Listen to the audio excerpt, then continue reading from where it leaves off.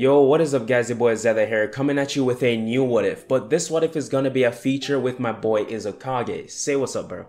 Yeah, it's your boy Izukage here, hopping on What If Deku was the Batman. But all jokes aside, this is what if Deku was Batman, and I'll have a small feature in it, but before we get into the video, make sure to check out all the links in the description, the amazing artist that brought you guys this Batman Deku, the thumbnail maker Dank God, and especially the sponsor of this video, which Zeder, he'll get into all that later on in the video. So I hope you all will go on to enjoy the what if.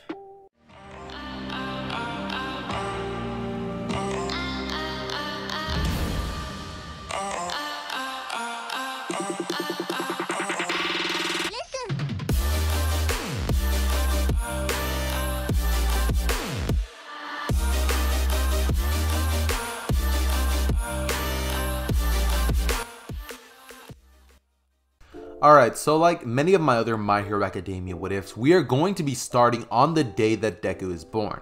Now, just like any other kid, Deku would be born in a hospital, of course, with both of his parents being Thomas Wayne and Inko Midoriya by his side. In this version, a couple of changes will be implemented into the story for the story of what if Deku was the Batman to work. Now, the first one is going to be, well, essentially a very easy one. Number one, Deku's father, instead of being Asashi Midoriya, is going to be Thomas Wayne. Number two, and this one is not really going to affect the story until like, let's say it's 15 minutes in probably, but UA, instead of being a high school just like it is in many other variants of the My Hero story, it is going to be a college. All right, it's going to be a college in this version. And many of you guys might be like, yo, you changing too much, Zeder. You changing too much, but trust me, it'll work, and it's going to basically feel about the same. That being said, also the last little change is going to be that I'm going to be implementing a bunch of characters from Batman's gallery into the story. All of the ones that I like, so not all of them will be implemented into the story. However, a great majority of them will. Now, this is when we will now officially get started. Okay, so Deku is of course going to be born looking just like he does in the original version of canon. Now, Deku growing up is basically going to be almost the same person that we all know and love. Deku is going to be a very shy and timid boy, and you know, he's going to grow up rich. He's going to be one of the richest people in all of Japan and live in Hosu City, where he and his parents both stay. Now, they're going to be staying in a mansion, a very large one at that, and Deku would be going to a private school where Deku would just be a very shy kid. A lot of other kids would really look up to him, but Deku would always be shy and timid, and the limelight wouldn't really interest Deku. That being said, Deku is of course going to grow up until he is at about the age of 4, where one day after a while of Deku not getting his quirk, Thomas would basically end up taking Deku to the quirk doctor, where instead of having Dr. Ujiko be the one who attends Deku, it is another person. Now, Deku's father is going to be having an intelligence-based quirk, with Inko having, you know, her normal quirk that he does in canon. Now, this is when Deku would walk into the office where he has an All Might toy in his lap, and he's just excited for what the news is going to be. Deku at this point has actually met All Might before because of the fact that he asked his father to maybe meet All Might someday, so he basically ended up flying him out to a meetup with All Might and all of his fans. So Deku got to say hi, but not really meet him in a personal level, if you understand what I mean. That being said though, Deku is basically going to enter the Quirk Doctor, where he will be giving horrible news that unfortunately he is going to be quirkless. That being said, Deku's entire life would just be like shattering right before him, and his father would look at him as he would tell him to pick his head up, that not to give up just because he's quirkless. It doesn't matter what things he doesn't have, he will be able to make up for him. If he wants to be a pro hero, his father believes in him. If he wants to be just like All Might, his father believes in him, and if he's the only one who's ever going to believe in him, then so be it. But Deku is not going to give up on his dream, as his father would tell him that, as he would look him right into his eyes. After hearing this, sorry, I paused the recording by accident, but Deku after hearing this would immediately look at his father as he would say, do you really think so? As Sasashi would look at him and say, I know so. You have more potential than any other hero with an amazing quirk out there. I know it, son. You'll be somebody someday. You'll be the savior that this city needs someday. If I can't do it, I know my son will. as they would leave the Quirk office and Deku would be a bit happy. Afterwards, he would go to school, and for the next couple of weeks, people would kind of tease Deku a little bit for being quirkless, however, not to the extreme that which Bakugo did or the people in preschool, because Deku is like the richest kid around, and everybody's parents are like, yo, don't mess with that boy. Like, if his dad gets mad at us or anything like that, we are toast. Like, Deku is very, very, very, very wealthy in this version of events. So it's like, I'm gonna say he's 2 times more wealthy than normal Bruce Wayne. So yeah, Deku has a lot of money, and by he has, I mean his father has. That being said though, this is when Deku will of course grow up, and his years will honestly be just like anybody would really expect. Now this one, of course, we're going to be having the tragic Batman origin story. Deku is going to be about 7 or 8 years old, however I'm going to be going with 7, as Deku is going to be coming home from the theater. His family and himself would be walking through an alleyway trying to get to their car when 2 thieves, 2 muggers would approach them. This is when they would basically proceed to have a scene very reminiscent to what always happens in any canonical version of Batman. His parents get mugged, Thomas gets shot, his mother does as well, and Deku loses his father and mother both on the same day. His father's last final words to Deku would be to go out there and never fear anything again. If he lives his life in constant fear, then he won't be able to be that hero that he wants to be. Protect the people of this city. Pull out the courage from the darkest depths within you. Don't ever back down from a challenge. As his father's hand would drop and Deku would sit there crying in the rain, as his butler Alfred would of course come up, and this is when Commissioner Gordon would basically come in, as out of nowhere he basically gets taken back home. Deku for the next couple of months would pretty much just start coping with what just happened. For the next couple of months, Deku will, start crying, he's going to be thinking about things, and this is when he would finally decide that enough is enough. He's going to be going out, and he is going to be training for the next, let's say, he's 6 years old, no, he's 7 years old, for the next 10 years. He's going to be training for the next 10 years, as Deku would basically go out and begin to do the Batman training. He would leave Hosu City and all of Wayne Industries to Alfred for him to take care of while the time that he's gone, and Deku will basically go out and about and do the basic Batman training that, well, Bruce Wayne has. However, in this version of events, martial arts will mostly remain the same. However, a couple of things will be different. Deku will be adding different arsenals and fighting styles into his reservoir because of the fact that every other corner you will see a mugger with quirks. It's not like they're going to be sitting here with guns or weapons or anything. No, things have changed. Muggers aren't just sitting around using petty weapons. No, they are using their entire quirks. Some people have very overpowered quirks which can pose a giant problem to Deku. Many people are not normal anymore. Deku is not going to be able to just take out 100 people in one go all by himself. He is still one man that has limitations. However, when he can prep for those limitations, he might as well not have any. That being said, this is when Deku would return after the 10 years of Batman training, and when he does, this would be a beautiful event. Immediately when the return of Bruce Wayne is announced, Deku would have a giant party in his honor, to which he would be pulling girls left and right. See, my boy Deku is sexy, and at this point, he pretty much has the same body type of the Deku that you guys see in the thumbnail. And speaking of the Deku in the thumbnail, boys, this thumbnail art was made by iCarry on Instagram. In case any of you guys want to go support her, let her know that the Zether fandom appreciates it. Her link will be down in the description. And if you want to ask her for any art yourself, you are more than welcome to do it. However, I am not sure if her commissions are open, and I'm pretty sure it was more of a one-time thing. That being said though, guys, I'd really appreciate it if you guys went over there and gave her some fan love from the Zether army. And with that being said, back to the story. Deku would basically be in the room where he would pretty much just be getting praise all around, and this is when Deku would have one thought racing through his mind. He's finally going to be the Batman. For the next 5 months, Deku would begin to build the Bat Cave, and he would hire a bunch of people to help him out with that stuff. Deku and Alfred would be doing a lot of the heavy lifting, and Deku would finally start funding his Batman arsenal. This one is going to be way more overpowered. It's going to be like a futuristic version of the normal Batman, just because of the fact that villains in this version are going to be way more dangerous than the ones that Batman normally has to face. Now, I'm not going to say that any villain in My Hero is better than any of Batman's rogue gallery, because let's be honest here, they're not. Batman could probably take down All For One, no debate. Like, you cannot even debate me on that. I know Batman with prep time could definitely squash him and overhaul and save Airy. There's no question about it. However, that is a Batman with a lot of experience and prep time. That being said, this version of Batman isn't going to have that luxury, and petty thieves aren't going to be as weak as the ones that Batman normally has to face. They all are going to be fitted with pretty powerful quirks. That being said, Deku's arsenal is going to be having to step up in the right direction if he's going to want to be able to handle and stay up there with the big dogs. That being said, this is when Deku's final little welcome home party would end, and in the nighttime of 5 months later, he would also have more and more parties, right? That would happen. His party would end. He would finally start working on the project, and he would start getting his arsenal together, right? This is the night where Batman, or Deku, finally is going to be having his first night out as the Batman, a vigilante which will protect the city.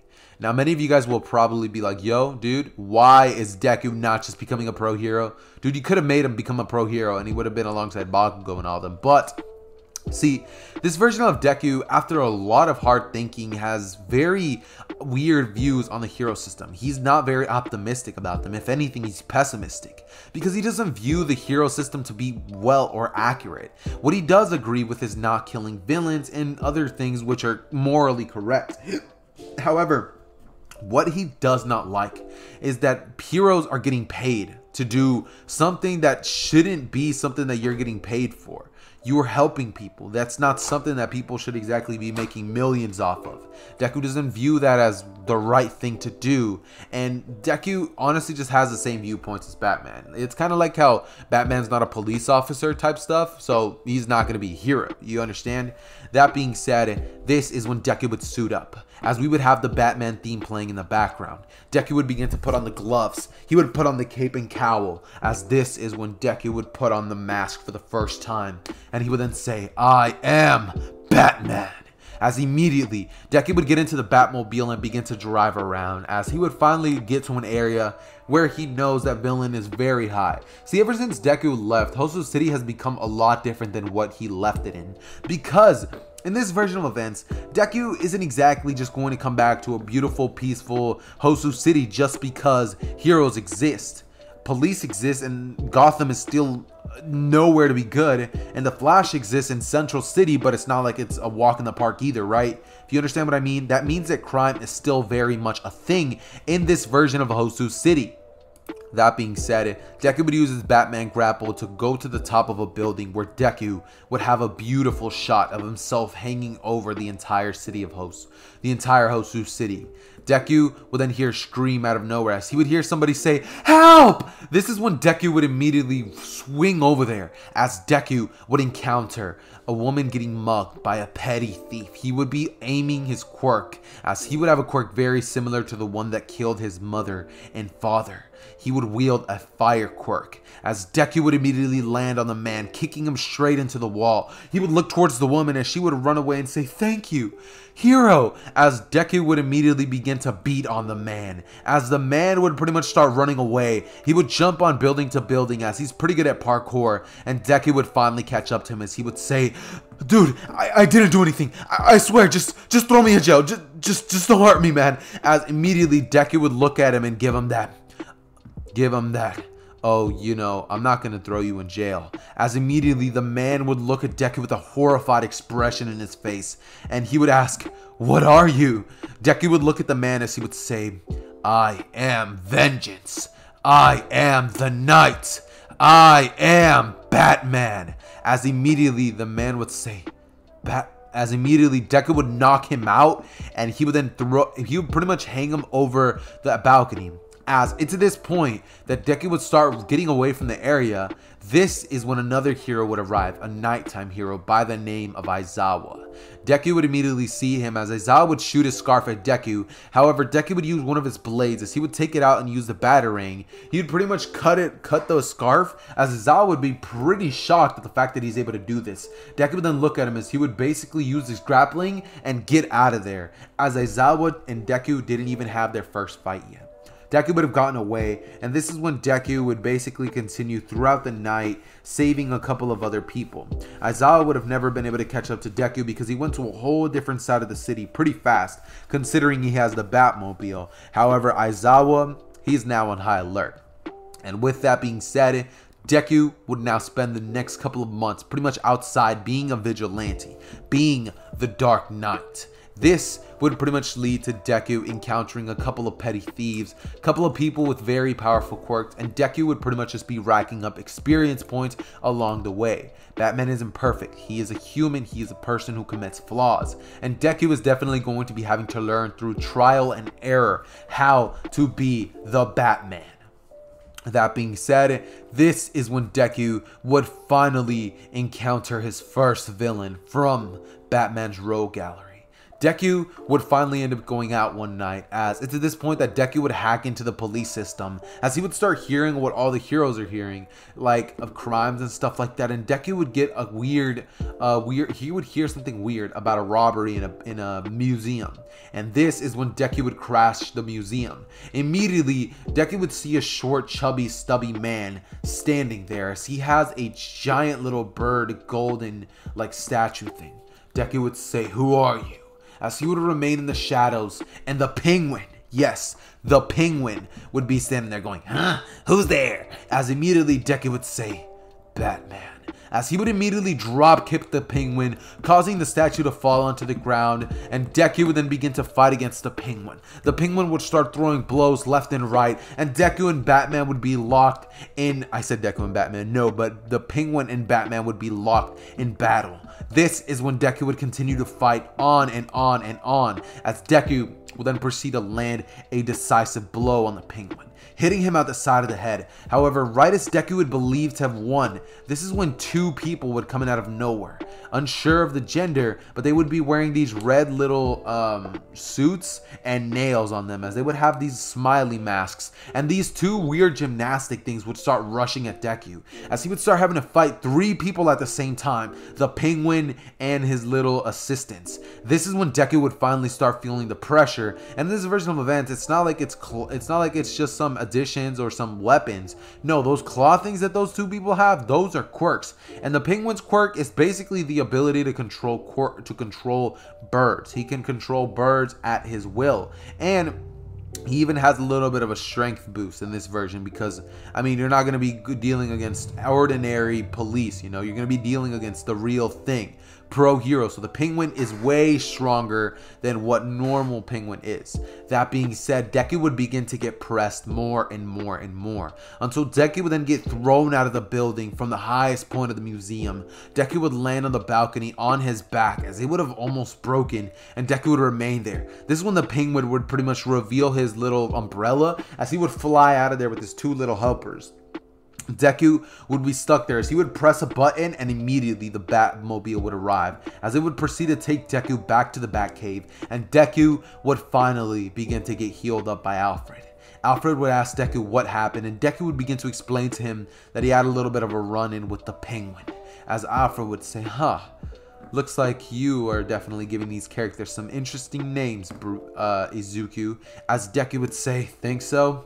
This is when he would say, "Do not forget, later on tonight you have a very big event." As Deku would say, "I know." And this is when Deku would end up going to a party about 4 hours later, seeing as it was about 8 o'clock, but the party is at, like, I don't know, 4 hours later from there, right? Deku got healed up a little bit more, and seeing as there's way more technology than what is available in Batman's timeline, Deku would have access to way better things. So Deku would get healed up pretty quickly, and this is when he would get dressed up for the main event, the party of the night.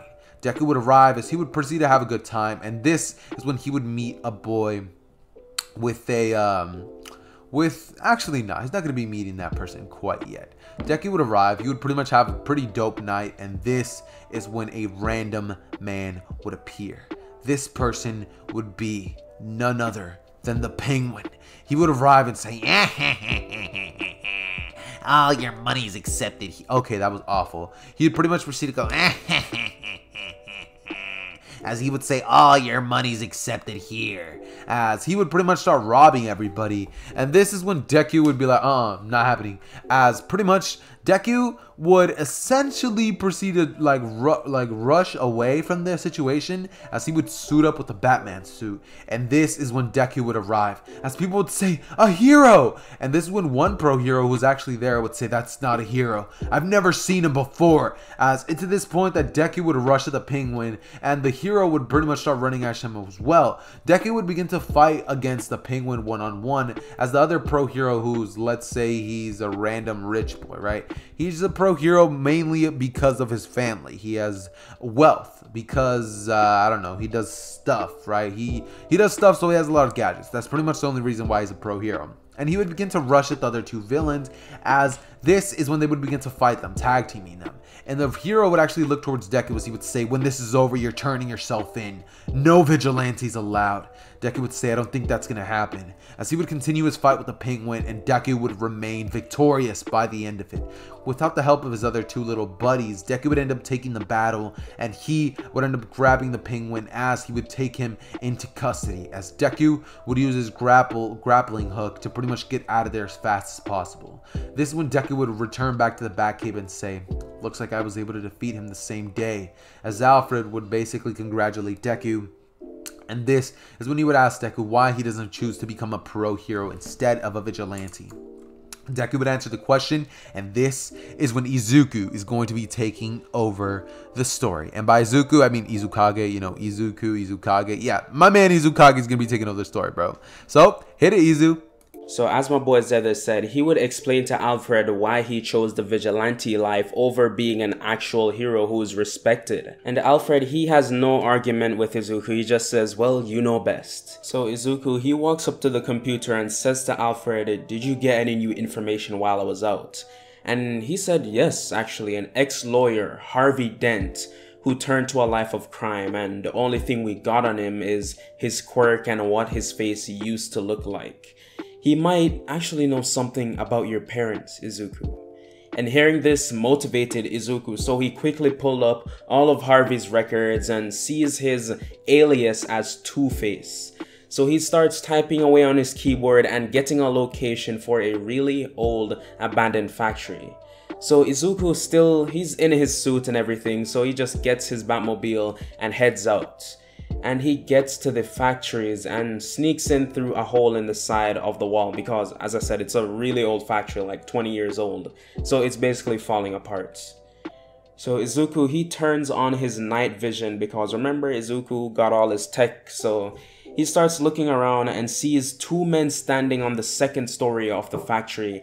And Izuku sees one with some white thing all over his face like it was paint or something. And he had a creepy smile, while the other guy was the one Izuku was looking for. So Izuku pulled out, well, he didn't pull out a camera, but he has one already in his mask to send a picture to Alfred.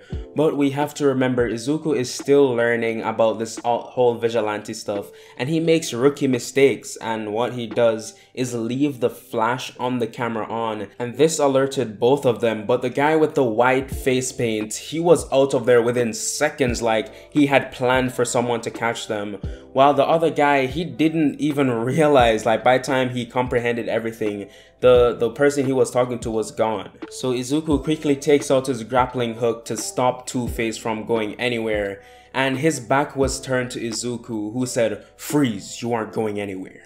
And Two-Face put his hands up and said, "Let's make a deal." And a coin shows up in his hand and he continues, "Heads, I escape, and tails, you shoot me dead."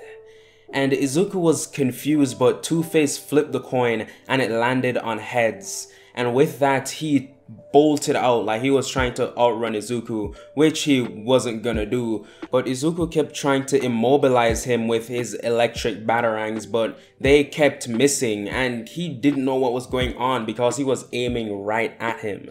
So Two-Face's quirk is probability, and he can skew the probability of certain things to work in his favor depending on what side of the coin it landed on.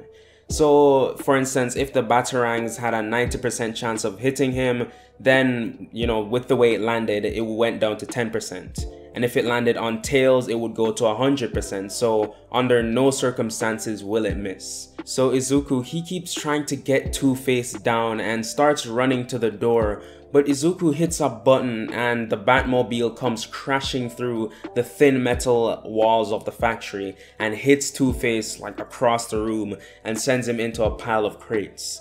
So fortunately this did break his fall, but Izuku, he was quick and quickly like put him in handcuffs and then started interrogating him, asking if he knows anything about Thomas or Martha Wayne. But Two-Face, he's playing dumb. Well, he isn't really playing dumb because he doesn't know anything, but he's trying to make it as difficult for Izuku as possible, and this is just starting to piss him off. So he makes sure Two-Face is wrapped up and can't even move an inch, and then throws him into his Batmobile and gets in himself and drives back to the Batcave. So after getting back, Alfred sees Izuku have like Two-Face hung over his shoulder, and he takes him down to the lower levels of his Batcave, and this is where Izuku had made some jail cells that he would house villains that either he needed for something in the future, or they were just too dangerous to send to a regular prison. So Izuku, he just took that night to rest and, clear his mind from what just happened. So the next day rolls around and Izuku, he's just doing his regular patrols as a vigilante, and it's nighttime of course. Batman, he only comes out in the night. So Izuku, he's going from rooftop to rooftop and he actually is not coming across anything. So he decides to tap into the police radio, and then he hears about a bank robbery happening a few blocks away, so he jumps over to there, and when he gets there, he sees the bank robbery in progress, and none of them are armed with any weapons. It's just their quirks they're using to intimidate the tellers at the bank to give them the money. So Izuku, he's about to go into the store, but from the sky he sees something crash in through the roof. And Izuku, he's watching and trying to see what it is, and when the smoke clears, he sees the signature suit of All Might.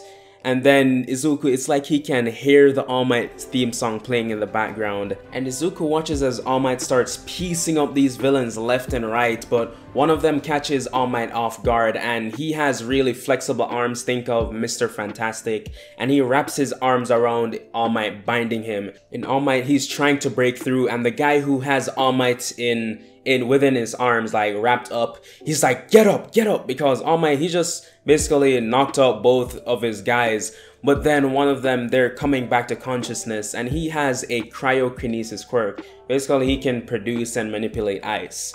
So using a bit of his last strength, he throws some ice spikes at All Might. Imagine Todoroki's quirk, basically, only his ice side. So he traps All Might in a block of ice, and Izuku, he's seeing this, so he quickly jumps in and like he makes his way into the building. And as the guy unwraps his hands from All Might, Izuku, he comes up behind him and like surprise attacks him punches him right in the jaw. And the guy, he stumbles back, and Izuku, he's surprised at how resilient this guy is. So he tries punching Izuku back, but Izuku, he's really experienced in martial arts. There's no way this guy is going to get the upper hand on him. He's just trying for trying's sake. So Izuku, he pieces up the third guy with the Mr. Fantastic abilities, and then like all of them are on the ground. So Izuku, he binds through them all, and as he's doing that, like all of them are handcuffed and like leaned against the wall, and Izuku, he's about to leave, but then All Might, he breaks through the ice using his strength, and then he's like holding his knees, breathing heavily, and then he says, "Oh, that was a rush." So he looks over to Izuku and then sees, well, not really, Izuku. He knows him as Batman. So he looks at Batman, then says, "So a vigilante saved me." And All Might laughed at himself a bit and said, "You're actually one of the good ones. Quick, professional, and actually saves lives. So I don't know why you don't just become a pro hero." But Izuku kept silent, and All Might had a slight chuckle and said, "So you don't talk either." He started pacing around the room, turning his back to Izuku, then says, "Hosu City is a cesspool of violence. Many gangs and big-time villains running them. That's why I need your help to root them all up. And if you don't want to do it for me, do it for the people who are trying to have normal lives." And All Might paused. There was complete silence for a few seconds, and he turned around while saying, "Are you even listening to me?" But Izuku was gone. All Might's side, and police sirens were getting louder and louder, so the cops were obviously on their way. And Izuku, who was watching All Might from a nearby building, said to himself, "All Might, you really are a true hero, and I envy that." And Izuku takes out his grappling hook and proceeds back to the Batcave. And I know you guys love to hear me, but I have to head out. So if you guys want to hear more, I mean, you can check out my channel, link in description, or just look me up. But anyways, Zether, take it away. Alright, so before we get into the actual story, once again, I do have to tell you guys about our video's amazing sponsor, guys, Fandom. Now, they are an awesome anime merch company which pretty much bring to you guys a bunch of anime merch from a bunch of mainstream animes. You guys can basically go down below to my description and check out the links, which will basically offer you guys a variety of selection of dope anime merch. It has amazing prices. Not only that, but guys, they're having a 50% sale on their store on almost every item. And if it's not on 50% sale, it's on 40%. So what are you guys waiting for? Go check out Fandom for the most affordable and fire merch in the game. So yeah, thank you guys to Fandom, and up on screen right now, you guys can basically see a bunch of options for Fandom merch, which you guys can cop if you guys are interested. That being said, let's get right back into the what if.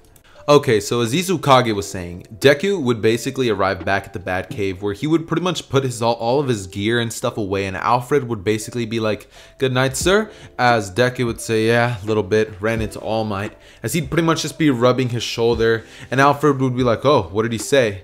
Deku would just look down at the ground as he would say that nothing important, as he would basically go upstairs and just pretty much just pass out. This is when the next 3 months would okay, I need to stop like stuttering so much, but this is when about we would be pretty much about 3 months before the UA exams would happen, right? And during that time, we would basically have it so that Nezu is essentially going to pretty much find out about Deku's secret identity. I mean, it's really not that hard, plus the fact that Nezu is Nezu, it's really not that hard to figure out who Batman is. He mostly shows up around Hosu City, that limits the people. There's a lot of heroes around, but a lot of them can't exactly just go out becoming a pro hero. The things that he has a lot of is money, and even though, you know, he fights really cool, he doesn't seem to be fighting with a quirk, so Nezu kind of just narrowed it down, plus the fact that Deku comes back and out of nowhere, this Batman vigilante pops up. Nezu is immediately able to put 2 and 2 together and realize, alright, so yeah, that kid, yeah, that's Batman.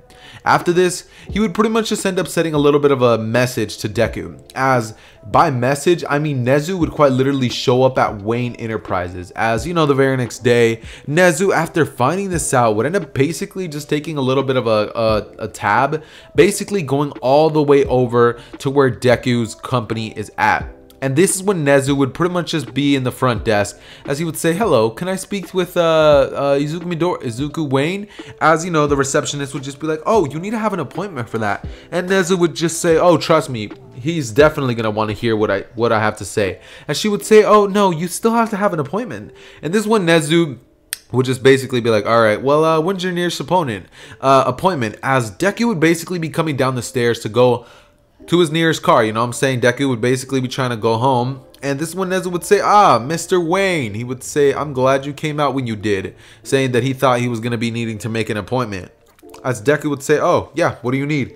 This is when Nezu would basically just be like, "I'm here to talk about what you do at night." As Deku would pretty much just be like, Alright, let's talk." He and Nezu would pretty much go up to his office, as this is when Nezu would pretty much just be like, "Alright, so, I know who you are." Deku would just look at Nezu as he would say, "Oh yeah?" And he would say, "And what's that?" As Nezu would just be like, "You're Batman." Deku would just be like, "Yup, how did you know?" As Nezu would explain, you know, it's pretty simple, and Deku would just be like, "Interesting, that is a very good way of finding out who I am." Deku would then basically say, "What are you gonna do with that information?" As he would say, "It doesn't really look like you're about to report me to the police or do anything of that matter, so what is it that you want exactly?" Nezu would look at Deku as he would say, "I'm simply here to make you an offer that you can't resist." Deku would look at Nezu as he would raise an eyebrow to this and just be like, "What's the offer?"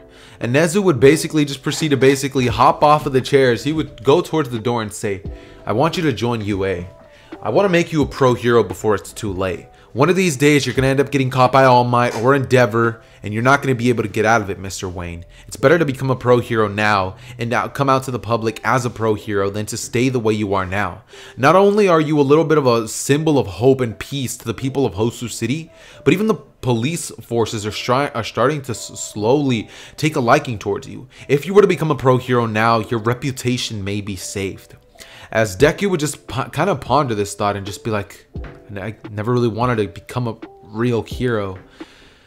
All the things that come with it just doesn't sound real to me. And Nezu would just say, I'll give you time to think about it. Deku would pretty much just be given the full 3 months to think about this, as by the end of it, Deku would decide that, well, he might as well. Deku would end up saying that he's going to be making a public announcement, as about the one day before UA basically starts, Deku ends up announcing to the world that he's Batman. And this will lead to everybody just being like, what? Mr. Wayne is Batman? As people all around would just be asking questions, Deku would explain what he did while he was gone for all those years, and he would then be saying that he's going to be dropping the vigilante axe and going to go towards becoming a full pro hero. The police have already basically pardoned all of his actions, seeing as he never really hurt anybody, he never killed no villains, he always stopped them, and he saved so many lives, so a bunch of people are for it. A couple of people, of course, would be like, oh, you know, you can't become a hero right after all that. And, you know, the company would actually go up in profit, seeing as people now think that he's not only a great person, but now he's a hero. Not only that, but he's quirkless. Deku would be a sort of symbol of hope for all quirkless people around the world. And Deku would even make an announcement saying that for all those quirkless people who think you can't become something, let myself be a symbol of hope to all of you who believe that quirkless people are weaker or inferior to yourselves. We can all become pro heroes. As he would pretty much just finish a speech, and after this, he would pretty much just proceed to go and take the recommendation exam as a little bit of a what's it called, not exactly a formality. Yeah, a formality. He would pretty much just take it as a formality, seeing as Nezu already wants him there. Deku would pretty much just take the exam as well. Yeah, after that, Deku pretty much just ends up just taking it, and after the exam, Deku would see a woman by the name of Momo Yaoyorozu, because remember, UA is in fact going to be a college. So Deku would bump into Momo outside, as Momo would say, oh, Izuku Wayne, right? As Deku would just say, yeah, the one and only. He would look at Momo and immediately know, oh yeah, he about to get that. As Momo and Deku would pretty much just begin talking it up, and you know, millionaire, billionaire, playboy Deku over here is definitely going to make some moves. By the end of the night, it pretty much just ends up with a good old-fashioned study session for my boy Deku, because the man is Deku after all. So yeah, with that being said though, Deku would basically end up going to school in the following next week, and there he would walk into the classroom. Now in this version, Aizawa's not exactly going to be sleeping or anything. Instead, Aizawa would have actually been waiting for Deku by the door, kind of just waiting for Deku to get there so he can give him a piece of his mind. Aizawa would explain to Deku that had it not been for the fact that Nezu told him that he can't do anything, he would have been expelled far long ago. As Deku would just sit down at the desk, and Aizawa would be pretty angry, saying that he doesn't deserve a second chance. People like vigilantes don't get to decide, okay, now I'm gonna become a pro hero midway. It doesn't work like that. Deku would say, well, it did for me, so get out of my way. As Aizawa would pretty much just kind of flinch at that and then just go over there. As it's at this point that Deku would kind of just go over to a seat and sit down right next to, let's say, some Todoroki, right? This is when Momo would walk in the classroom and sit right next to Deku, as she would pretty much just give him a look of crazy night last night. Deku would look at her and just say, it really was. As Momo would pretty much just be like, so when do you want to have another part 3? As Deku would say, pretty soon, maybe after class is over. As Momo would just smile, and Aizawa would just look at Deku with like an angered expression, as he would pretty much look at Deku and say, everybody, that over there, vigilante. And this is when everybody would look towards Deku, as they would be like, dude, you're the Batman?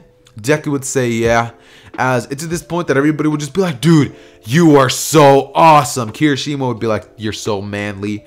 And Aizawa would get pretty triggered at this because his whole intention was to pretty much make Deku look bad, but instead it backfired and now Deku is like a celebrity in the classroom. So after this, Aizawa would tell everybody to quiet down and to get settled down, as he would pretty much end up telling everybody to get their stuffs together and meet him outside. Everybody would do just that, and this is when everybody would take the little exam or the Quirk apprehension test.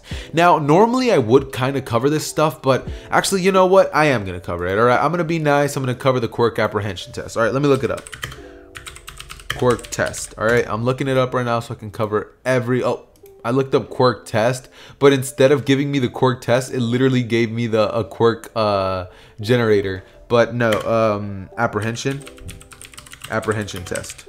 Also, sorry for the loud keyboard, guys. This is just, you know, I'm using a what's it called, a pretty loud one, so yeah, makes a lot of noise. That being said, Bakugo, as I said, he was the first one to basically win, seeing as Deku took the recommendation exam. And honestly, I think that even if he was in it, I think Deku would have only beat Bakugo by not too much, because when it comes to fighting, Bakugo's actually pretty well adapted now that he's in college, so he's even stronger than our normal, you know, Bakugo. So he has a little bit more, you know, strength when it comes to that stuff. That being said, though, this is when Deku would be thrown the ball, as Deku would grip it and Deku would pretty much just slide on a glove, as it's like this green lighting up glove, and Deku would just kind of just throw it out, as that glove was pretty much an anti-gravity like glove, so it pretty much caused the ball to go straight into outer space. After this, Aizawa got pretty mad and said that you can't use gadgets, as Deku would say that he's quirkless. What is he supposed to do? And Aizawa would say it doesn't matter, so he would be forced to do it again and get 400 meters, where everybody would be extremely shocked. Deku is very powerful. After this, we would of course have the 50-meter dash, which Deku would actually clear in the same amount of time that it took Ida, and that was Deku trying pretty decently. You know, he was trying, but he wasn't about to have to save someone's life, so it wasn't going to his full potential. When it comes to the grip strength, Deku would have quite literally destroyed that thing. For the standing long jump, Deku would clear the entire sandbox, and for the repeated side-to-side steps, it would look like something similar to what Saitama did, except in like a little bit of a slow motion, I guess you could say. So yeah, Deku was doing them pretty fast, almost as fast as Mineta, but not quite. And when it comes to the, you know, the last ones, such as push-ups, sit-ups, and chin-ups, Deku does pretty good, you know. It's nothing too crazy. Deku does, you know, pretty well.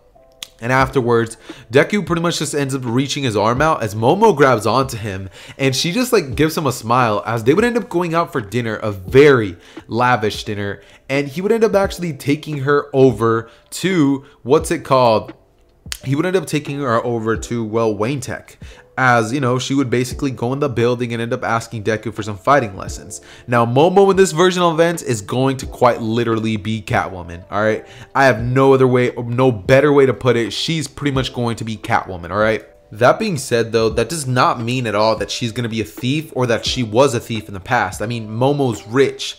What I mean by Catwoman is that basically instead of the normal Momo outfit that she normally has in canon, which I know a lot of you guys like because y'all are, you know what you are. I ain't even gonna say, you know what you are. But, all right. We've all been guilty of it, me included. But, you know, that being said, we all know, okay? But, yeah, Momo's costume is instead of that going to be the one of Catwoman, all right? That being said, though, so basically, Deku would kind of just know that she's basically going to be like, her hero name is going to be Catwoman and all that stuff, but that stuff's not really going to be coming into play until like tomorrow, actually, because the very next day after school, after they end up having their little study session, they basically end up being told by All Might, just like always, that, you know, the clothes make the pros, as All Might would walk in and see Deku. Now, when he sees Deku, he would just smile at his direction, and when Deku puts on the bat suit, everybody just is looking at him like he is a total badass, because that's literally what he is. Deku in the bat suit looks so awesome, and I'm going to be putting up a picture right now of what he looks like. Please, future Zether, please put this in the video. I don't want to look dumb and like have myself thinking that it's in the video, but whole time you guys are looking at nothing. But yeah, if you want to look up at what Deku pretty much looks like, you can look up on screen right now, and there will be an image of Batman Deku up on screen. Also, speaking of Batman Deku, do you guys peep the gameplay in the background? If copyright issues didn't appear, then I should be able to post this video without any problemos, because it's basically just, you know, the Batman gameplay in the background with no noise. So I should be good, but you never know, you know. That being said though, guys, what's it called? This is when Deku would pretty much just end up going outside, as the teams would all pretty much just start getting unleashed.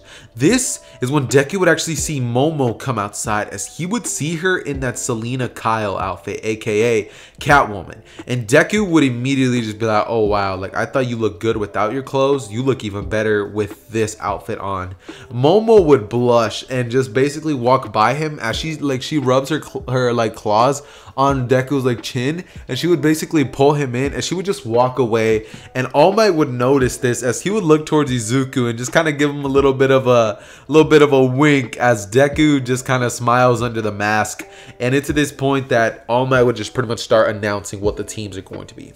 Now, in this version of events, I'm not going to be... Actually, you know what? I will. It's going to be Ida and Bakugo versus Deku and Momo. Now, this is when Izuku and Momo would pretty much just end up looking at each other as they smile, and she says, well, looks like I'm going to be with tall, dark, and handsome. As she would basically end up walking over to Deku, who has a little bit more of a tanned skin tone in this version, just because he was in very, very different environments all at the same time. So yeah, it's a very good combination. That being said though, they would end up making a plan, which is essentially just Deku's going to use his infrared scanner to scan for their energy, for their heat signals, and they will basically just be using a grappling hook to get to the top of the building. This is when Bakugo would basically just be telling Ida to focus on protecting the bomb, that he's going to be taking care of them, and if anything happens to him, just make sure he defends the bomb. Instead of being that much of a rude person in this version, Bakugo's going to chill out just a little bit, you know what I mean? Like, he's now a grown adult. He's a little more mature, I guess you could say, but he's still gonna be a prick. So yeah, nonetheless, Bakugo's still Bakugo. But yeah, Deku would basically end up pretty much just shooting his grappling hook all the way, as he would see that Bakugo went down. This is when Deku would essentially go over to where the floor is at, as he would have to go down one floor, seeing as there's about 5 floors in this building. So Deku would go back down to the 4th, as, you know, he grapples down there, and he pretty much just ends up telling Momo if she can create something for him, as Momo would ask him what it is. Deku would pretty much just explain to her that it would be pretty useful if she can create a smoke bomb. As Momo would do this, and this is when Deku would just kind of smile, as he's like, I had them, I just wanted to see if you could see how useful you were.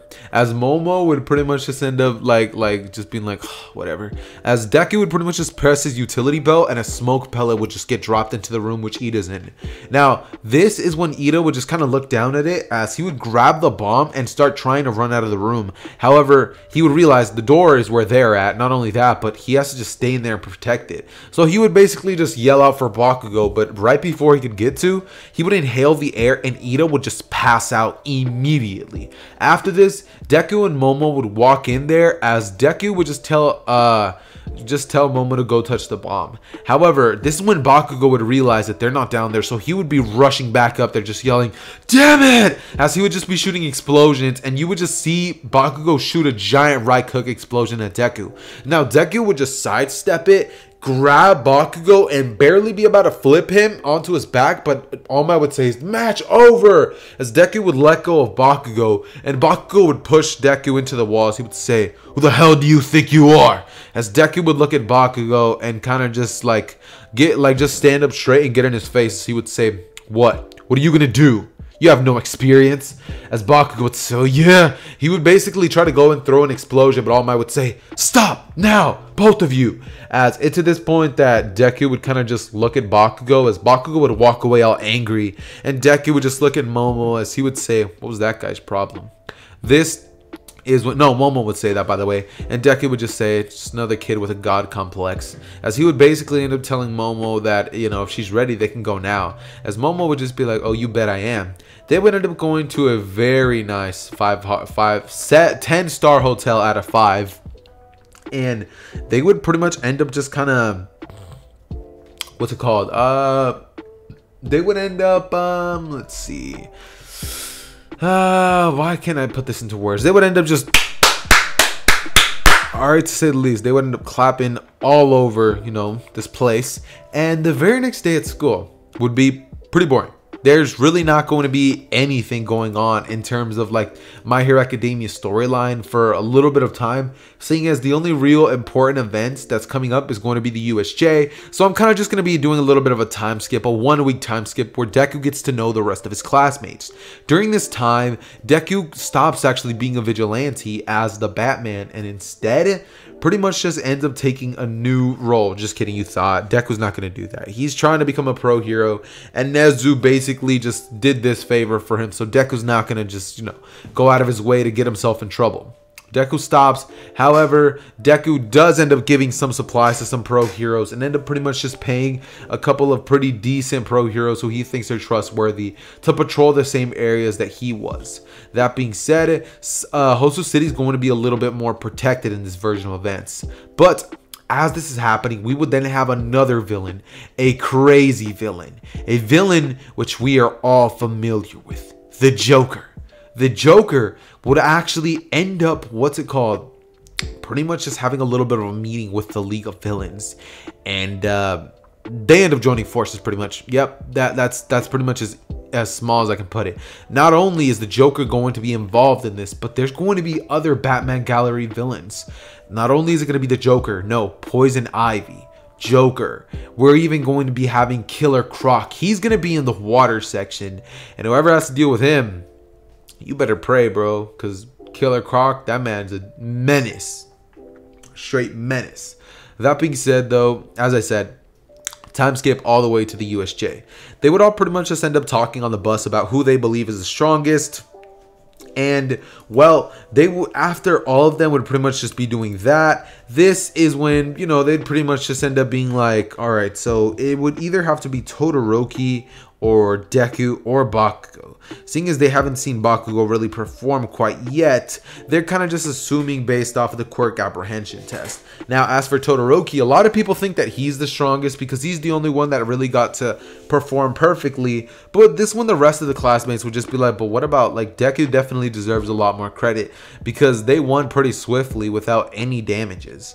And everybody would kind of just start acknowledging this, being like, yeah, you know what? That's true. Like, that kid, like, Deku did low-key play a huge part in their victory. So they would all kind of just agree with that. And this is when they would all go inside. Now, of course, 13 is going to be giving her boring speech. And Deku is kind of just going to be listening in, thinking that, you know, he could definitely be doing things better than just standing here being told that quirks are dangerous. But Deku would kind of just sit there as she basically almost wraps up her speech before a giant purple mist would appear in the center of the USJ, and a bunch of random portals would start appearing all over the place as the villains would begin to get dropped left and right. Now, in case you are wondering, Harley Quinn, yeah, she's there too. And Deku would end up just be like, Joker. And I'm guessing many of you guys are like, yo, what do you mean? What do you mean? Well, Deku did do some research. He had 3 months to try to find out about the guy in the white face paint, or so he thought. Not only that, but Deku definitely did have another close run-in with the Joker, in which they never really ended up like fighting each other because Joker had a bunch of his clown goons pretty much stall Deku enough time for him to basically get out of there. That being said, though, Deku did of course stop the plan, which was pretty much just to let off a huge explosion in the middle of Hosu City, which didn't end up panning out too well. And the Joker gas, yeah, that's a thing.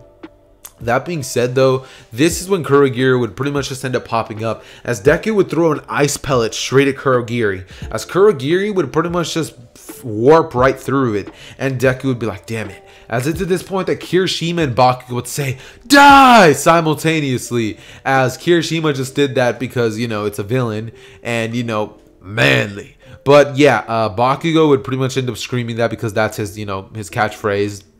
Oh, by the way, I said Kirishima did as well, but no, he didn't.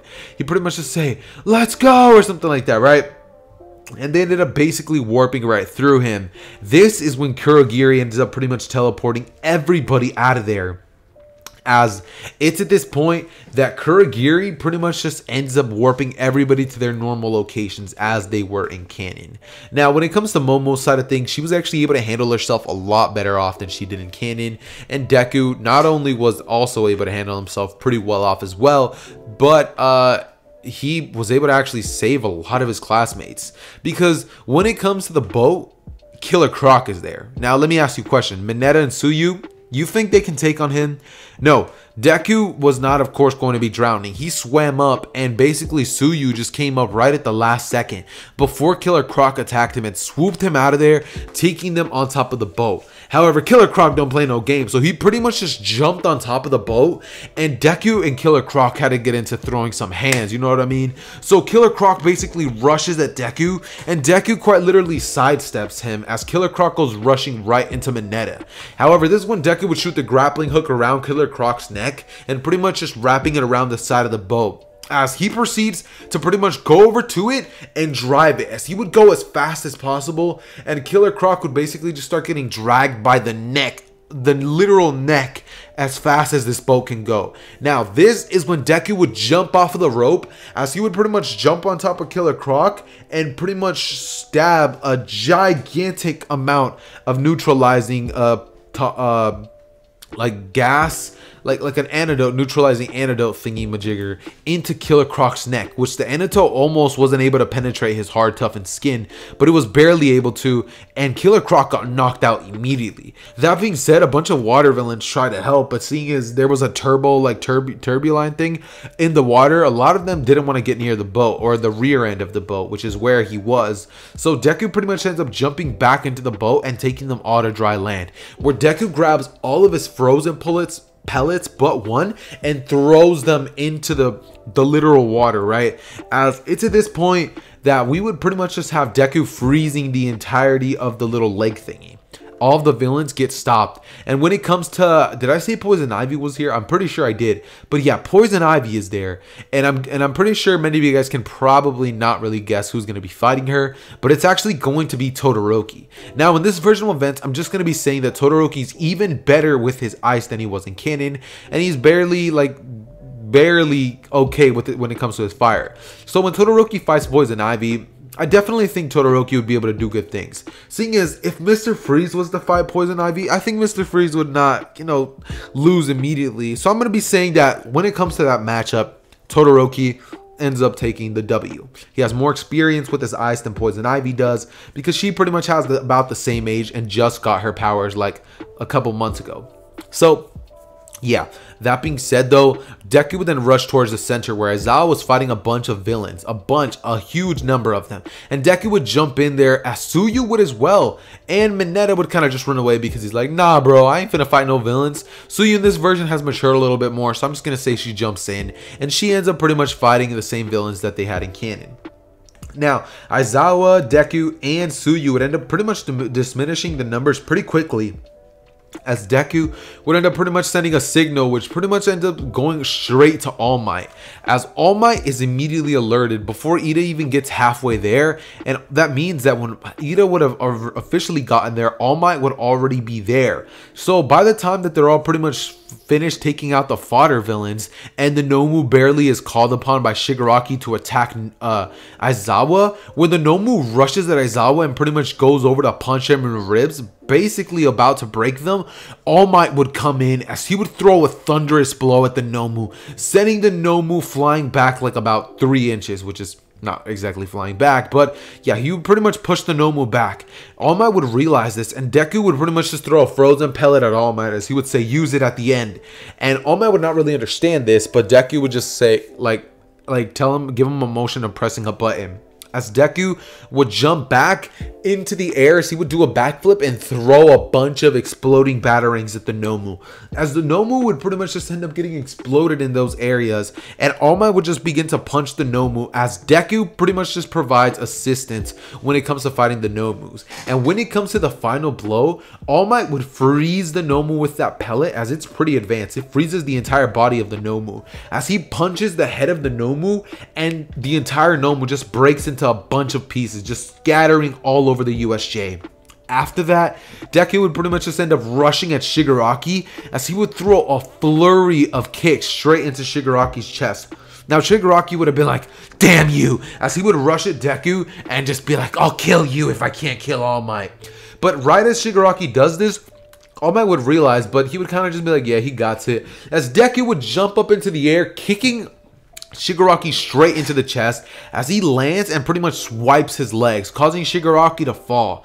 This is when Shigaraki would just be like, ah, you bat. As it's to this point that you would just hear a distinct laughter coming from the background, as you would hear, you know, the Joker laugh. I was about to try to attempt it, but I'm not even going to. I'm not doing it, man. I'm sorry. Now the Joker would come out as he would hit his signature laugh and just be like, oh, why are we ending the fun so soon? Stick around, there's definitely more cake for everybody, as the Joker would just take out a giant gun and shoot a gigantic pie right at Deku. Deku would just sidestep it as he says, I don't have time for your games, Joker, as he would pretty much just walk over to him and the pie would explode. As Deku would look and he would see that Tsuyu actually got a direct hit, so she would be injured, but you know, Aizawa would be able to help her up. After this, Deku would look at Aizawa as he would say, cancel his quirk.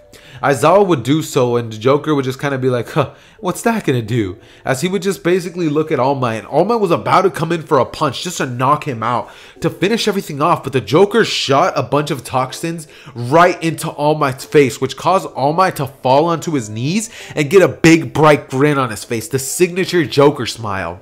And Deku...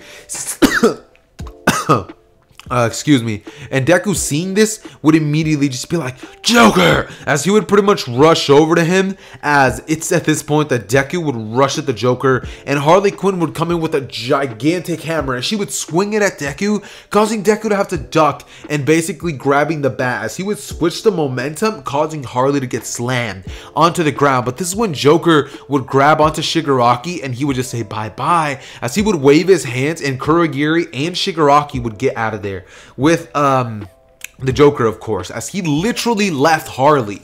Now Harley would end up getting put into prison because Joker doesn't care about her, and after this we would basically have a cleanup of the USJ, as nobody in this version of events even got hurt. Not even like Momo's group, nobody actually ended up getting hurt. Actually, you know, a couple people did get hurt. Tsuyu did, I forgot about that, and Todoroki did as well. Poison Ivy is no slouch, bro. Poison Ivy has to be one of the most powerful OP villains in the entire, you know, verse. But we're kind of comparing Poison Ivy to a little bit of that one girl in Class 1B. So she's kind of about that level. Just imagine 2 times stronger and with more variety with her combat moves. And so, yeah, that's pretty much about as strong as Poison Ivy was. So Todoroki was able to catch that dub.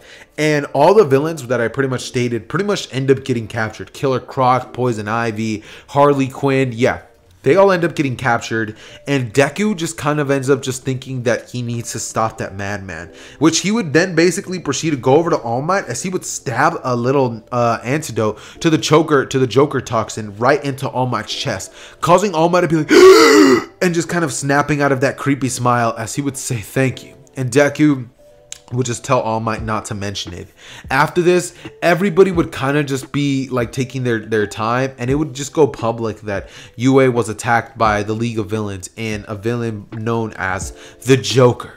This is when people would basically start to realize that, yeah, there's going to be a giant villain organization, and a couple of people would be pretty scared, but nobody would quite literally make it too big of a deal.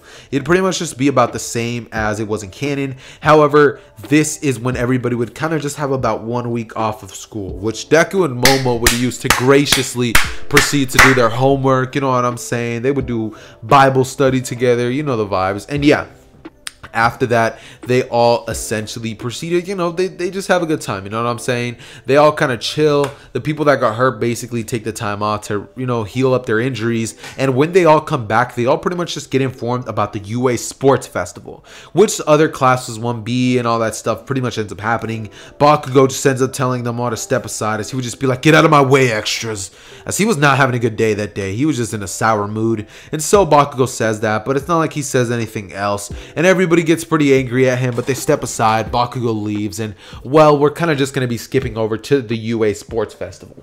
That being said, though, this is when everybody would kind of just proceed to look over at each other as they're all wearing the UA Sports Festival uniforms. This is when Deku would actually be the only exception to that. Deku is actually wearing the bat costume because the man is quirkless, so it's like that's kind of his whole shtick. But yeah, Deku pretty much has the bat costume on, and he would actually not be the one to go up to give the speech. Bakugo would still end up saying that he's gonna beat everybody, and everybody would kind of freak out about it, just be like, oh, that's unsportsmanlike, you know what I mean? Because it really is. I mean, come on now, how you just gonna go up there and just be like, yeah, I'm gonna beat all you guys have no chance? It's kind of just, you know, just a little bit messed up, maybe just a tad bit, you know what I'm saying? But yeah. That being said, though, after this, everybody would kind of just proceed to, well, essentially kind of get in their positions for the race, which they're about to have, as Midnight announces that they're, you know, going to have a race, and everybody would line up. This is when Midnight would just kind of shoot the starting pistol, as everybody would pretty much just run off. Todoroki would immediately freeze the arena, but Deku would have expected this, seeing as Deku literally has plans on plans on plans on plans. He would take out these ice skates, as Deku would just skate over the ice. However, when he sees the 0 pointers, Deku would quite literally jump into the air as he presses a button on his like little like utility belt, and his wings would appear from the back of Deku, as he would basically begin to like take out a jet, which would quite literally just cause Deku to blitz over the rest of the entire race, kind of literally beating Todoroki and Bakugo by a landslide. So yeah, Deku's going to be the winner of the race. Now, as for the rest of the placements, everybody else would kind of go as they did in canon. So let's say Todoroki got 2nd place, I believe it was, and Bakugo got 3rd. That's pretty much going to be staying the same as it was in canon. That being said, though, this is when everybody would kind of just be getting ready for the next event, picking their teams. They would all essentially be almost the same teams as in canon, except for the one that Deku's in. See, Deku, instead of taking in, what was his name? What was her name? Mei Hatsumi, would instead end up taking in Momo Yaoyorozu. Now, Deku, seeing as he has the giant jetpack, he would ask Momo to make a bunch for them, and they would do just that. So when the cavalry battle starts, all of them would quite literally just hold hands, as they would blast up into the air so high that Bakugo and Todoroki cannot like reach them. I mean, Bakugo technically could, but you know, Uraraka's up there making them all weightless, so they can pretty much hypothetically go higher and higher and higher. There's literally no way they can get caught. So Deku's team pretty much wins. If you guys are thinking that there's going to be some awesome aerial battle, no, there's not. It doesn't happen. Not only that, but I kind of hate the cavalry battle portion, so I usually just make some BS up so that they can kind of just skip it. So yeah, that being said, we are now going to be going into the next phase of the little UA Sports Festival. I almost said Chunin exams, but no, yeah, Sports Festival. That being said, though, everybody would kind of just get ready as the first match for Deku would be announced. Deku versus Shinso. Now, Deku would pretty much just end up going up to the stage, as he would look at Shinso, who's just looking down quiet with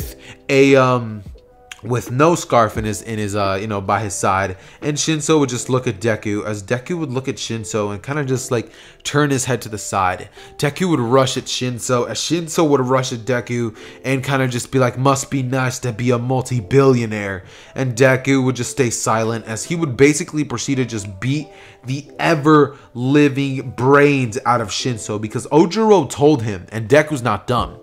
Deku has plans on plans on plans on plans, but just to show how OP this man Deku is, and just how like Shinso's mind control wouldn't work even if he wanted it to, Deku would answer his question by saying, I know you have mind control, and Shinso would smile thinking that he got Deku, but quite literally as soon as Deku fell into it, Deku would snap out of it saying that, yeah, that mind control, it's not gonna work. His mind is like an impenetrable cage. There's no way in hell that Deku's going to be taken over by some mind control quirk. As Shinso pretty much just gets punched repeatedly, Deku would just rush at Shinso, bam, bam, bam, bam, bam, punch after punch right on Deku's gut, sides. He would pretty much cause Shinso to pretty much get hit in the side, as it would cause one of Shinso's ribs to pretty much break, causing Shinso not to be able to breathe. Deku would then hit one of Shinso's legs, causing him not to be able to stand, and he would pretty much just end up basically poking him in the eyes as Shinso closed his eyes, because we all know the saying, if a man can't stand, he can't fight. If a man can't see, he can't fight. If a man can't breathe, he can't fight. The Quicksilver method. Deku was trained by Quicksilver himself. No, I'm totally kidding. No, that's not why. It just was a coincidence, all right? That being said, though, Deku pretty much just ended up destroying Shinso. And after this, we would essentially have Deku go over to fight his next opponent, because yup, we all know we're kind of just gonna skim through this. His next opponent will of course be Todoroki. Now, when it comes to Deku versus Todoroki, this is going to be a very, very, very interesting battle. Now, Deku, I bet you guys are probably wondering, did Deku make like a little ice suit just in case he fought Todoroki? Yes. Yes, he did. Deku made an ice suit which pretty much emits heat off of the suit. The heat that it emits pretty much causes ice to melt. So when the battle thing was announced, Deku quite literally proceeded to put on his little new bat suit, as it would be completely white, and Todoroki would shoot a giant ice glazer at Deku just to end it off. However, Deku being inside of the suit, the second that the ice got near him, it pretty much just melted right into water. As Deku just continued walking over to Todoroki, as Todoroki thought that he already won the match. I mean, he's quirkless after all. What was he gonna do? So he pretty much lowers his guard, but this is when Deku would melt straight in through the ice and just continue walking towards him, as Todoroki would widen his eyes and shoot more ice at Deku. But Deku would just continue walking over to Todoroki, as Todoroki would say, "Get away from me!" as he would use his other hand, his fire hand, and pretty much shoot it at Deku, causing Deku to get shot straight into the ice again that he just melted. As Deku would hit it and basically hit the ground, as Deku would just say, "That hurt," he would then get up and basically just, kind of crack his neck and knuckles and just be like, "Alright." As he would shoot his grappling hook right at Todoroki's feet, Todoroki would freeze it, as Deku would get his hand covered by ice, but it would melt instantly, and he would pretty much just rush at Todoroki, as Todoroki would decide that there's no other way to do this other than use his fire. So Todoroki would use his ice to pretty much just start skating around Deku, shooting fire at him from a distance, just thinking that he hates doing this. And at one point, Todoroki would kind of just start getting the upper hand because Deku was not able to get close to him. This suit was made so quickly that the only purpose it has is to emit heat, meaning he doesn't have the wing stuff. So he's just shooting batarangs at Todoroki, which Todoroki is able to block using more of his ice. And this is a little bit of a long-range battle where Todoroki's ice slowly but surely, slowly starts getting overwhelmed by Deku's heat. Deku would crank up the heat on the batsuit, causing a lot of people to start getting hot. The temperature would rise to a solid 130 degrees for people in the stands, and they would start complaining because not only is Deku's suit heating everything up, but Todoroki is as well. And that's only the suit from like a long distance. Now just imagine being right close to, right up next to Deku. Deku's melting the ice so fast, so he has to be very, very high. That being said though, the suit is taking a big toll on Deku's body, so Deku would decide that he definitely needs to end this battle now. He would get up close to Todoroki as he would shoot a batarang straight at Todoroki's ice, which would barely be able to hold before Deku would get up there and pretty much just grab Todoroki as he would punch him one good time on the side of the head, causing Todoroki to fall down from the ice, and Deku would just kind of fall down as well right into the arena in a superhero pose, as everybody would just go crazy like, "Oh my god, Izuku win! People would just be going insane, absolutely haywire, and everybody would just be pretty excited. I mean, it was a great, honest match, right? And so everybody's just having a good time, you know what I'm saying? Everybody's just pretty much they're just all vibing, you know what I mean? And after this, we would basically have the rest of everybody else's matches. Now, Momo would actually end up fighting Bakugo match previous to this, but she ends up losing because Bakugo's still Bakugo, you know what I mean? That being said though, we would then basically skip on over to the final match of the UA Sports Festival, which is essentially going to be Deku versus Bakugo. This match is going to be way different than my normal ones, because this one's actually going to be pretty good. Bakugo would get into the arena as he would pretty much just end up saying, "So you need a suit to beat me?" Deku would just kind of chuckle in the mask as he would say, "I don't need a thing to beat you." As he would quite literally proceed to take off the suit, all of the suit, the mask, everything. It quite literally just basically have he would quite literally just have a tank top and the UA arena pants as well as the shoes. As he would just look at Bakugo, and Bakugo would just say, "You're dumber than you look. I can't believe you run a multi-billionaire company. I baited you." And Deku would say, "Is that right?" As Deku would quite literally just be like, "I don't need any tools to beat you." he would just look at Bakugo as he would say, let's get started. He would basically do a Rock Lee motion as he would tell him to get over there, and Bakugo would shoot his explosions as he would go over to Deku and throw an explosion in Deku's face, which Deku would parry, grabbing Bakugo's arm and quite literally breaking it, snapping it like a twig. Bakugo would scream as he would throw a kick right at Deku's direction, which Deku would duck under and say child's play. He would do a backflip as he would grab Bakugo by the leg, pull him down, causing Bakugo to land on the arena, pretty much busting his front teeth and causing Bakugo to pretty much start bleeding from his mouth. After this, Deku would rush over to Bakugo, who would throw an explosion that Deku would tank, and he would go straight into the fire with no armor, mind you, and just begin to beat the ever-living shit out of Bakugo. Bakugo would start getting hit from so many directions that he wouldn't know where he's getting hit from at this point. Bakugo would get hit left, right, left hook, right hook, uppercut. He would just start getting berated so fast that Bakugo lands outside of the arena before he even knows it. In about 10 seconds flat, that entire match was over. And yeah, Bakugo's strong, but Deku is stronger. Batman could honestly obliterate anybody in the My Hero Academia world. I don't care who you are. My man Batman is too OP for any of y'all. Y'all want the smoke? You don't want. Matter of fact, you don't want the smoke with Bat Deku. That's the last thing you want. But yeah, like I said, don't want the smoke with Deku, but that pretty much concludes the UA Sports Festival. After this, Deku pretty much just ends up having to do a bunch of meetings, press conference, all that stuff. So many interviews that Deku just doesn't know what to do. Psych, yes he does. He's multi-billionaire Izuku Wayne. He's used to this. He goes to about 2 little interview things where they ask him what it's like to be one of the first ever quirkless heroes. Deku just ends up saying that he doesn't look at it like that. Some casual Batman answers, some Bruce Wayne-y looking answers where he acts a little confident and cocky, you know what I mean? And he pretty much just ends up making a donation to charity because, you know, that's what Batman does. Or at least the Batman from the series that I'm basing him off of. I'm basing it off of the 2004 Batman series, the one that would always start off by going, the Batman. You know, the one that whispered it in the intro for season 1. He ended up having Barbara Gordon become, you know, Batgirl. He ended up having, I believe it was normal Robin. You know, he had the normal Robin and all that stuff. And the Joker was the one with the long hair and the more acrobatic clowny one, the one that would use the giant fist to fight Batman. But yeah, not the Batman from the Batman animated series, by the way, in case that's what you're thinking. But yeah, that pretty much concludes the UA School Sports Festival. After this, we will of course be having all of them pretty much go under internships.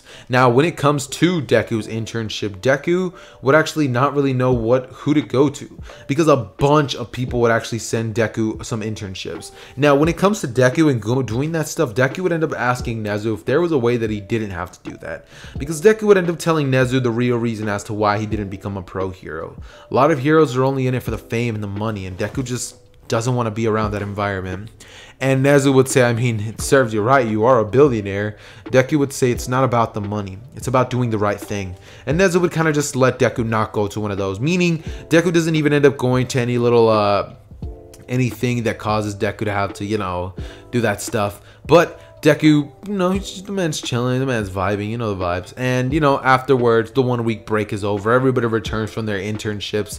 The Hosu City stuff, Deku was there to handle it because Deku is one of the very few people who already has his provisional hero license. Nezu gave him that courtesy of UA to stop being a vigilante. All he needed was to be beside another hero, and that other hero just so happened to be the greatest hero of all time, All Might, or so the second, because now we have Batman, the greatest detective of all time. The most, bro, honestly, this entire video, I could pretty much like be stroking my man Batman's, you know what, the whole time. And I will be loving every second of it, bro. Batman is the greatest. And you can't convince me otherwise, bro. Batman is awesome. He's the best. Like, nobody's better than him. Look at the gameplay, bro. He's smacking everybody around. No questions asked. Hands are rated E for everybody. Deku does not ask any questions. No discrimination. Nothing. So, yeah. they all go back to UA, and you know, they have their little race to see who got better. Deku, of course, ends up winning because he knows exactly where All Might is. He uses the grappling hook because, you know, he still goes against Zero, but he has a literal grappling hook. So yeah, when it comes to that stuff, that's pretty much what ends up happening. And yeah, that being said though, guys, I do want to have a little bit of an apology for the background noise. I'm right now currently playing around on the chair that I sit on. That's why you guys hear like the little squeaking every now and then. But I'm going to try to stop that because I just like listened back to the audio and it sounded pretty loud, not going to lie. I added this like in the middle of the video just because why not? But yeah, let's get right into the what if again. So yeah, Deku ends up winning that portion, and this is when they are now pretty much informed about the finals for their class. Now, when it comes to studying, Deku doesn't really have to do much of that because Deku is already way past the UA college education level, so Deku can pretty much just get by that without having to study. So, but Deku would still nonetheless study every now and then. You know what I'm saying? Mamo Yairozu every now and then. And yeah, that's pretty much what ends up happening in terms of that. That being said though, guys, this is when Deku would of course end up training his body though. Because although Deku is very well adapted when it comes to his mind, Deku does need to get stronger. So when it comes to what Deku's training regimen is, he does 100 push-ups, 100 sit-ups, a 1 minute plank, and a 100 kilometer run. So like, let's say 6 miles, I think it is.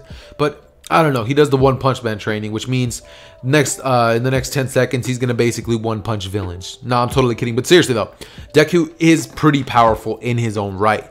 That being said though, guys, this is when Deku would pretty much just end up going to the final exams. He would end up, of course, as many of you guys expect, completely acing the written portion. And when it comes to who he has to team up with, he still ends up having to team up with Bakugo, who still ends up being a hardhead. But Batman or Deku is not going to care how hard-headed you are. It does not matter to him. Deku's gonna be getting the job done. And who he has to fight against is of course going to be All Might.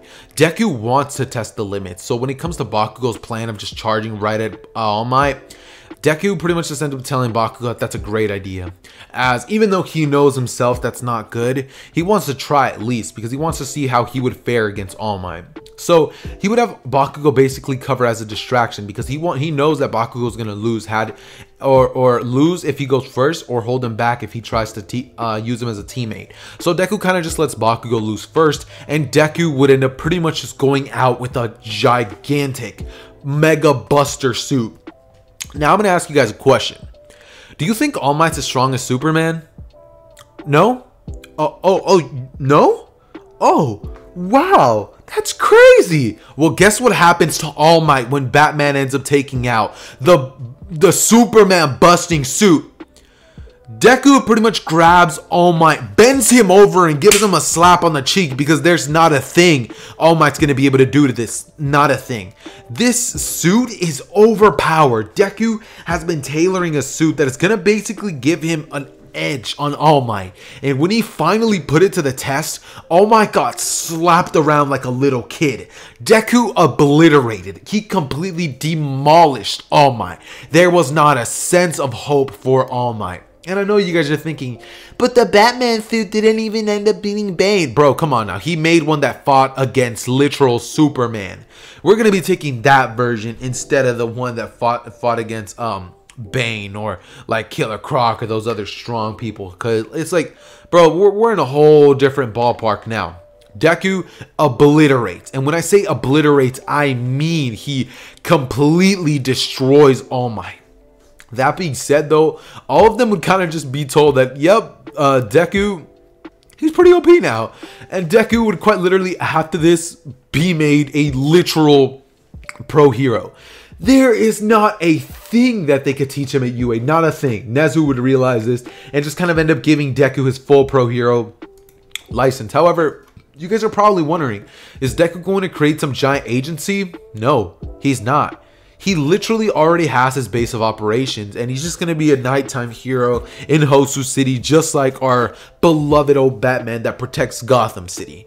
That being said though, he would pretty much still end up going to the forest training because, I mean, come on now, he's still going to go because why not go? You know what I mean? So yeah, he still ends up going to the forest training, stuff like that. And so instead of actually being there as training for himself, he would just be there to kind of help everybody else out with their own training. You know what I mean? And yeah, basically their first couple of days were awesome. You know, they got there, they had to make their way over to the forest because they were of course thrown off the cliff just like usual. They all ended up clearing it, and Deku actually ended up clearing it with them because he thought it was pretty fun training.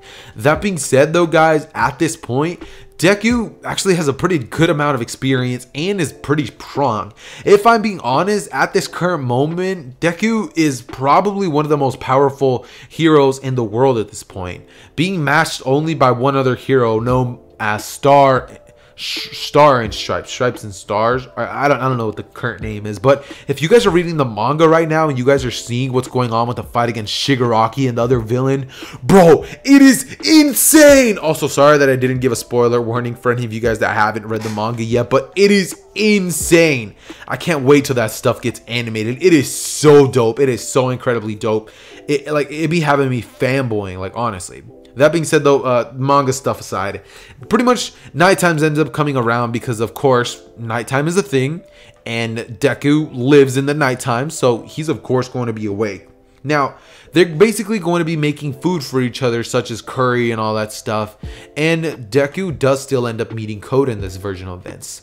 Now it's different than the one that we have in canon, because when Deku ends up actually saving Koda from falling after Mineta's a creep and he tries to peep over the wall, Koda falls off, and when Deku hears his story about water hose, he empathizes a whole lot with Koda. So in this version, when Koda ends up going off to the cliff and deciding that yeah, he's not going to be dealing with any of that crazy stuff, Deku goes as well.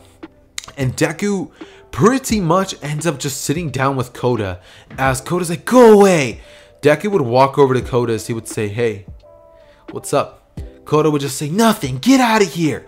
As Deku would say, I brought you some food. He would sit right next to Koda as he gives him an angry stare, and Deku would say, I know what it feels like to lose your parents. And Koda would say, you wouldn't know anything about it. Deku would say, I lost my parents at about the same age as yours. Mine were killed in front of me. Koda would stop for a second and hear Deku out. Deku would just look at Koda as he would say, I know it's hard. It was hard for me to accept it as well.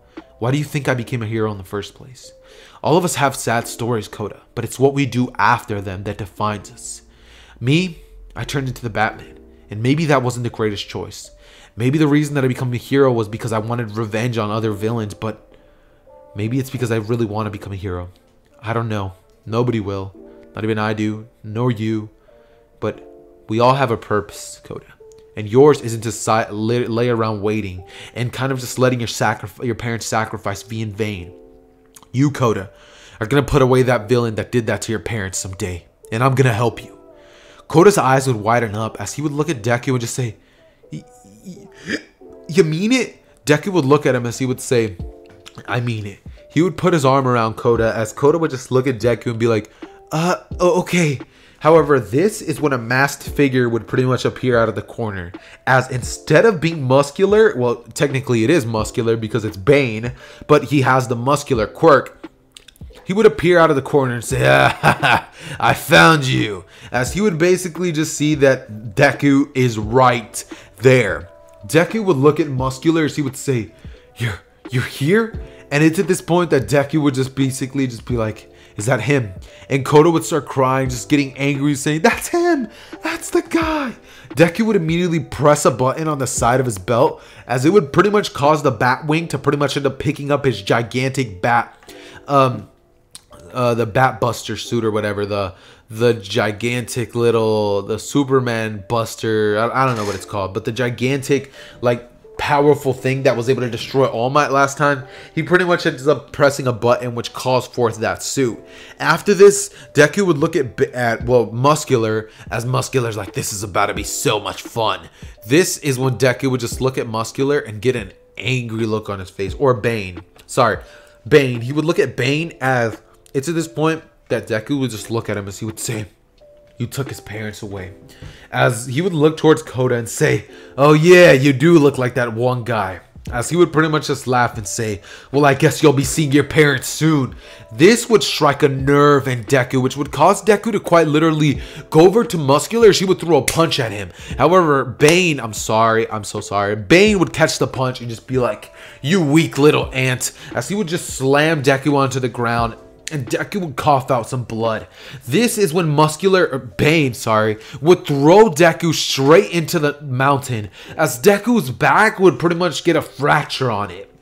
After this, Deku would fall onto his knees and not be able to get up, but it's at this point that Deku would look up, as he would see that Koda is about to get crushed, and through sheer willpower alone, Deku gets up, as Deku would look right at Muscular and say, I'm gonna stop you, as it's at this point that he would rush over to Muscular and he would take out a tool from his utility belt, as he would grab this little stick, which pretty much has a bunch of electricity into it, and slam it right at the back of Bane's neck, causing Bane's little thing that causes the muscle growth to pretty much break. Because not only does he have the muscular thing, he has the Bane venom as well. So he's like twice as big as the normal Bane that we all know and love. So Deku smashes that into it, and Bane just yells out crazily loud.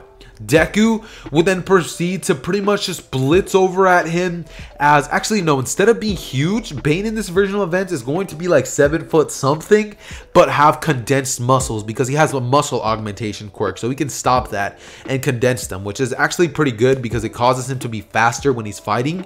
And Deku and Bane would both throw punches at each other's fists, which would collide, and Deku through sheer willpower alone would be able to match the blow. They would go blow for blow on some All Might versus Nomu type stuff, and Deku will just be holding off Bane until the suit would arrive about 2 minutes later. Now after this, Deku would be tired, he would be sweating buckets, but he can't give up on Koda. And Koda would just be watching as Deku's, struggling. And Koda would actually cause Deku to get hit right into the mountain. As right before Bane finishes off the job, Koda would shoot a gigantic stream of water right at Bane, as Bane would get distracted. And right in this moment of distraction, the gigantic suit would be dropped from the top of the Batwing. As the Batwing suit would pretty much just fly over to Deku, similar to Tony Stark's Iron Man suit, wrapping around Deku. Not only that, but it would be an upgraded version, a smaller one. It would be a smaller suit, and it has red instead of green. And in case you guys are thinking what suit this is, you're 1000% right. The Hellbat suit. Now, it's not exactly going to be the same as the one in the comics, because if I was to give Deku that same exact suit, Deku, to put it lightly, would end all crime in the world. Not only that, but I can't, because the Justice League members aren't exactly in the My Hero Academia universe. So it's going to be a heavily, when I say heavily nerfed, I mean very, very, very heavily nerfed version of the Hellbat suit. So as soon as it gets on Deku, Deku would have to be quick, because if many of you guys know, that suit sucks away at like life force, and it still does. So Deku would quite literally grab Bane as he would smash him over his knee, breaking his spine, shattering it into little pieces, as he would quite literally proceed to essentially just leave him there, as Koda would basically just be left with a dilemma. Does he kill Bane or not? Deku would be able to stop him because he tells him not to cross that line, and it's at this point that Koda would just be taken over to Aizawa by Deku at very, very fast speeds. Deku at this point is about like almost at the same strength of Superman, and All For One would arrive, as we would basically have All For One get there, and we would also pretty much have the Joker arrive there as well. Now, I'm guessing many of you guys are wondering, yo, what's going on? Why is the Joker there too? I mean, I know he's in the League of Villains, but like, that's not normal. Now, when All For One arrives, he would drop down to the ground, like literally fall flat on the ground dead. And I'm guessing many of you guys are wondering why. Joker stole All For One's quirk. The literal All For One quirk was stolen by Joker. Now, many of you guys are probably wondering, how did the Joker do this? Bro, it's the Joker. Honestly, I would make up a random reason, but I'm not gonna lie to you guys. I can't, right? Like, this video was kind of unscripted. So when it comes to how he got the suit, You guys can basically just leave it up to your own interpretation on how he did that. But nonetheless, it ends up happening. You know what I mean? And after this, Deku would just see the Joker there. So he would laugh and be like, ha ha ha. As, you know, Deku would kind of just look at him and say, what did you do? All for One would just be lying on the ground dead, and Deku would look over at the Joker as the Joker would use a bunch of quirks to grow a gigantic massive arm, saying that this time he wins, as he would smash his arm down and Deku would blitz over to the Joker as both of them collide, causing a gigantic level 7 earthquake to appear as a bunch of ground begins to shatter, and we would have tectonic plates basically shake on the earth. Mountains would start to just go crazy, and it's just an insane battle. But by the end of it, Deku is of course going to win, because my man Deku is a complete savage. Now Deku would win, and Joker would kind of just be laying on the ground, barely alive, but alive nonetheless. Deku would then proceed to pretty much break every bone in his body, as he would then pretty much send him over to Hosu Arkham prison, like similar to Arkham prison, but in Hosu City, all right? And its commissioner is gonna be that dog, that like dog humanoid thingy majigger. So yeah, Deku single-handedly stops the Joker that day. And if you guys think that that's the end of the Joker, it's not. Honestly, it's really not. But that's pretty much where we're going to be ending. What if Deku was the Batman?